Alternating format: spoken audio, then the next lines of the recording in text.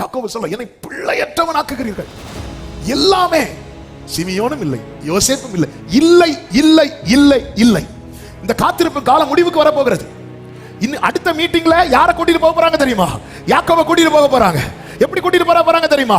ரதத்துல வச்சு கூட்டிட்டு போக போறாங்க. அப்போ காத்திருப்பின் காலம் முடிவுக்கு வரும்போது அவனுடைய நிலை எப்படி இருக்கு தெரியுமா? இல்லை இல்லை இல்லை இல்லை. யோசேப்பு இல்லை, சிமியோன் இல்லை, பென்யாமீன் இல்லை, ஆமென், சுகம் இல்லை, பணம் இல்லை, பலன் இல்லை, சமாதானம் இல்லை, ஆரோக்கியம் இல்லை. இத்தனை இல்லைகள் நடுவில் வாழ்ந்து கொண்டிருக்கிற உன் வாழ்க்கையில தான் கர்த்தர் ஒரு அதிசயமான அற்புதமான நல்ல கைகளை தட்டி